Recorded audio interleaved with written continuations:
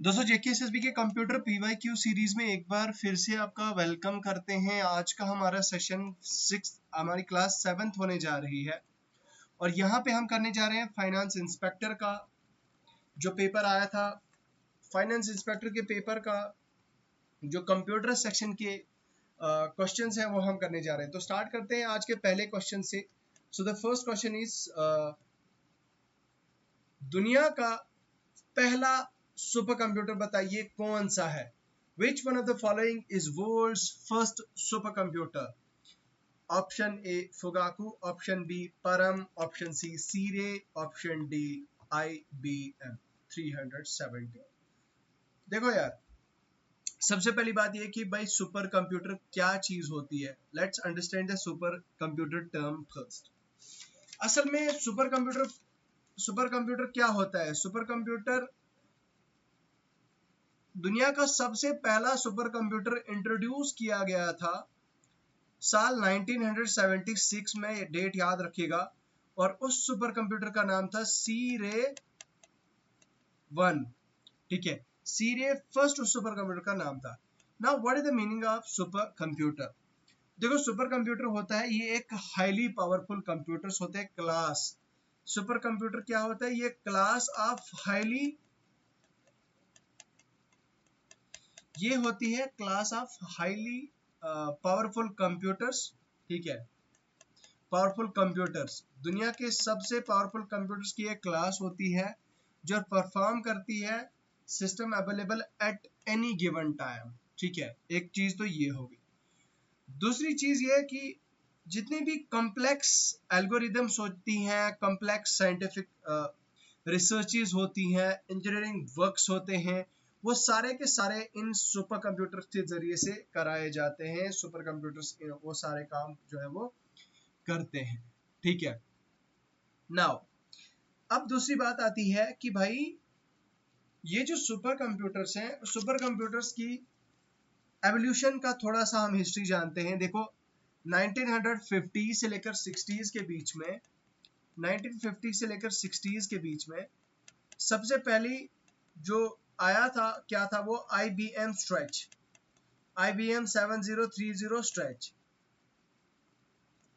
उसके बाद प्यारे दोस्तों 1970s में मैंने कहा आपको सीरे 1 आया और 1980s में आपका सीरे 2 आया।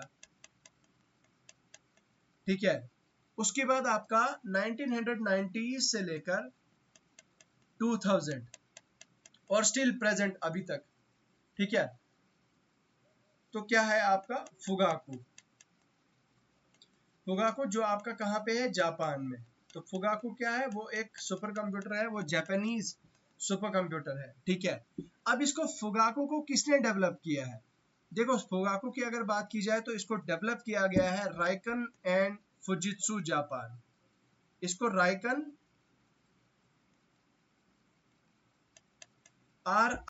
RIKEN, माफ कीजिएगा RIKEN है।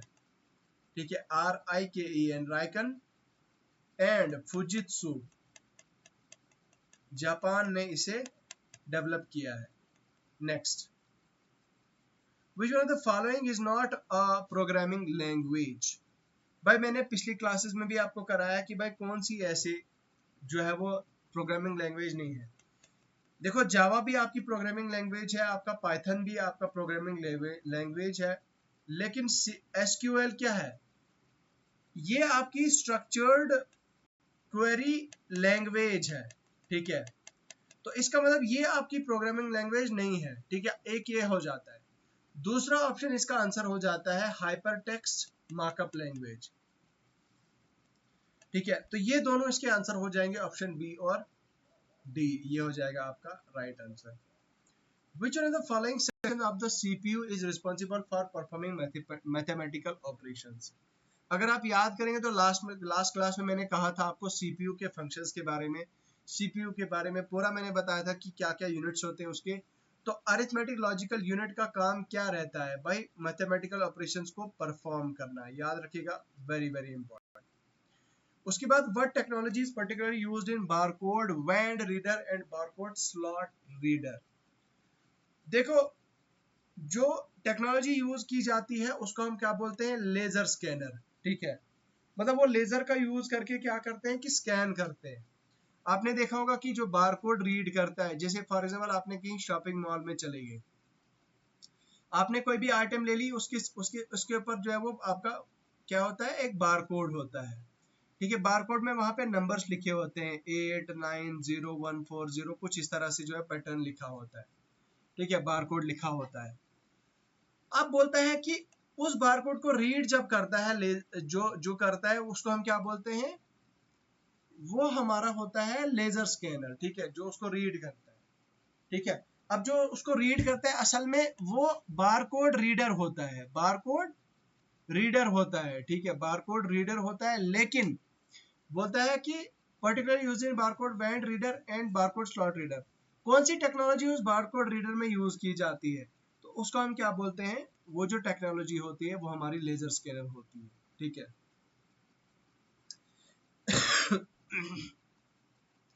कैमरा बेस्ड स्कैनर्स रीडर्स क्या होते हैं, असल में रीडर्स नहीं होते बल्कि स्कैनर होते हैं। कैमरा बेस्ड स्कैनर होते हैं जो इमेजिंग टेक्नोलॉजी यूज करती है, वो कैप्चर करती है बारकोड इमेज और बाकी इंफॉर्मेशन वो क्या करती है, यूजिंग यूजिंग यूजिंग सॉफ्टवेयर। तो सॉफ्टवेयर का यूज करके वो चीजें वो करते हैं।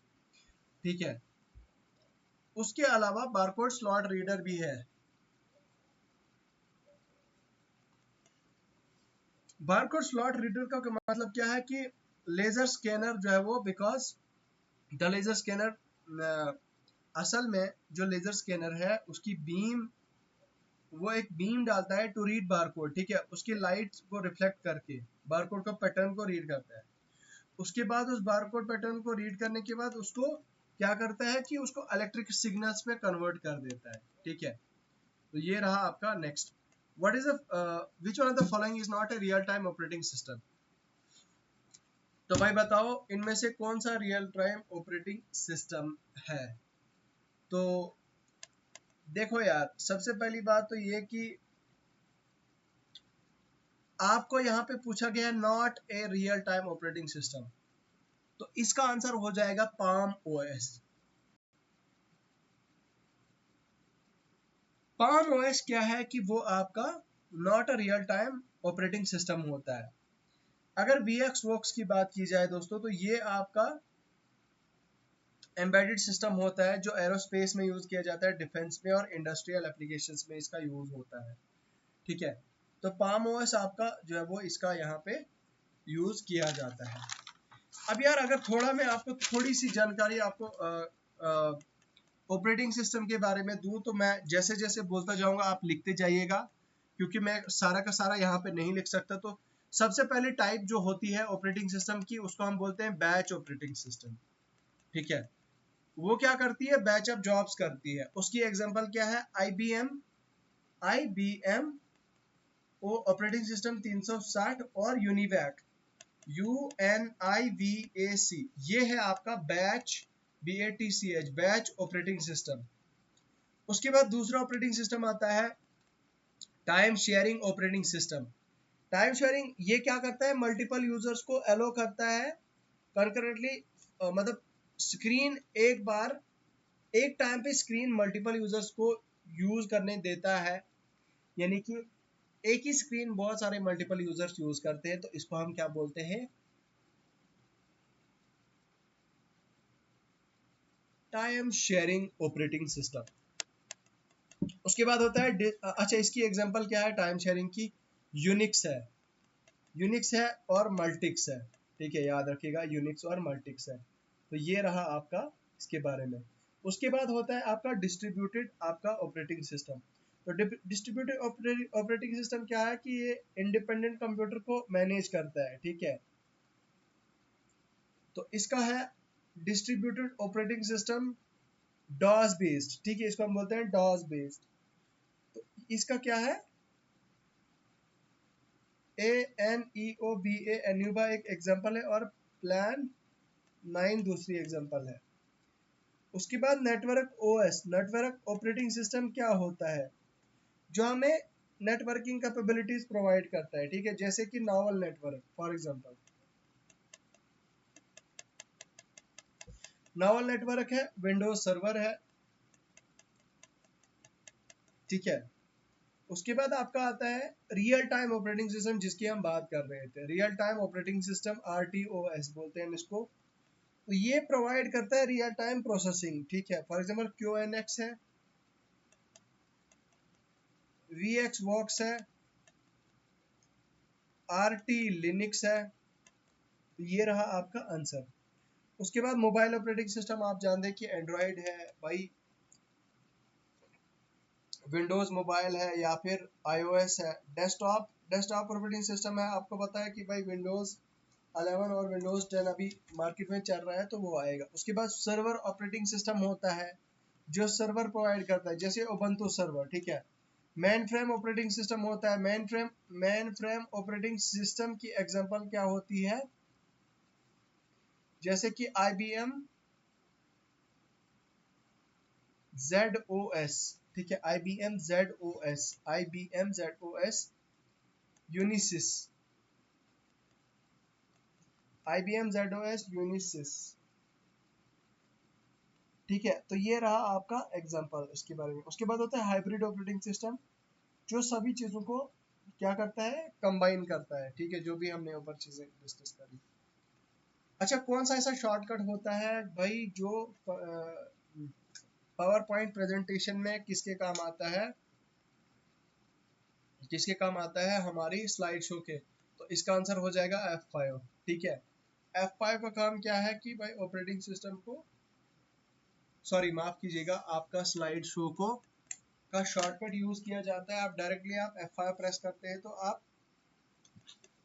एक पावर पॉइंट प्रेजेंटेशन का स्लाइड शो देख सकते हैं। नाउ नेक्स्ट, कंट्रोल+S का मतलब होता है भाई किसी भी डॉक्यूमेंट को या फाइल को अगर आपने सेव करना है तो वो उसके लिए यूज किया जाता है। तो F9 का क्या होता है, F9 का मतलब होता है रिफ्रेश करना, ठीक है। रिफ्रेश करना होता है F9 का, रिकैलकुलेट करना होता है, ठीक है। तो ये चीजें होती है इसके बारे में। सो नेक्स्ट है आपका, in PowerPoint the objects on the slide to hold the text are called as. PowerPoint में एक फंक्शन ऐसा होता है जिसमें क्या होता है कि ऑब्जेक्ट्स जो स्लाइड के होते हैं टू होल्ड, वो टेक्स्ट को होल्ड करते हैं एज क्या, टेक्स्ट होल्डर्स। उनको हम क्या बोलते हैं, टेक्स्ट होल्डर्स बोलते हैं, याद रखिएगा, वेरी वेरी इंपॉर्टेंट। उसके बाद अगर हम बात करें तो प्लेस होल्डर क्या होता है भाई, प्लेस होल्डर होता है, प्लेस होल्डर का मतलब ये होता है कि आ, जो आपका जो आपका मेन कंटेंट है जहाँ पे आपने काम करना है, ठीक है, उसको हम यहाँ पे प्लेस होल्डर कहेंगे। उसके अलावा दोस्तों दोस्तों नेक्स्ट क्वेश्चन की तरफ देखते हैं। The keyboard shortcut to switch displaying Excel formulas in their values is called. तो भाई एक्सेल के अंदर स्विच करना एप्स के जरिए से, ठीक है, एप्स के जरिए से स्विच करना, उसके लिए शॉर्टकट कौन सा यूज किया जाता है। तो control option A is the right answer, control A plus shift plus at the rate, ठीक है। Control A plus shift plus at the rate, ये हो जाएगा आपका आंसर, ओके। नहीं माफ कीजिएगा, सॉरी, ये इसका आंसर नहीं है। जस्ट अ मिनट, इसका आंसर ये है आपका, ठीक है।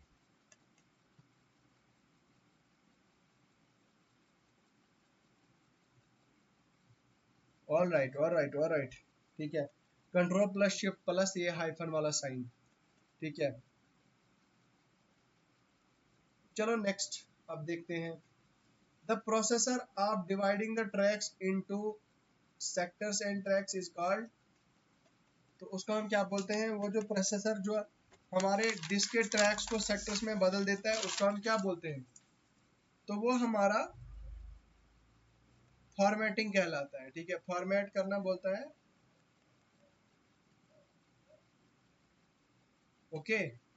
What is the full form of URL, तो यूनिफॉर्म रिसोर्स लोकेटर, URL, तो uniform source locator.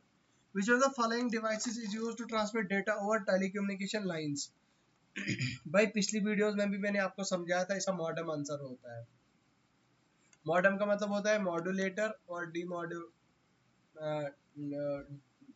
Modem means modulator, तो डीई मींस डीमॉड्यूलेटर, ठीक है, मॉड्यूलर डीमॉड्यूलेटर, ठीक है। Okay next. अच्छा बीसीसी जो ईमेल में होता है उसका हमारा हमने नाम ही नहीं लिया है, वो होता है हमारा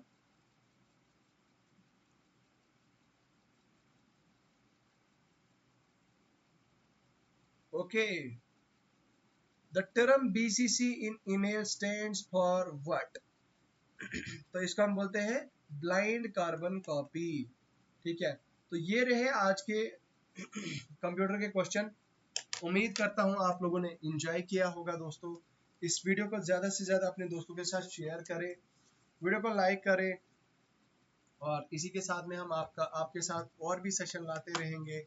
बाकी यार अभी के लिए फ़िलहाल इतना ही है, मुझे दीजिए इजाज़त। खुदा हाफिज़।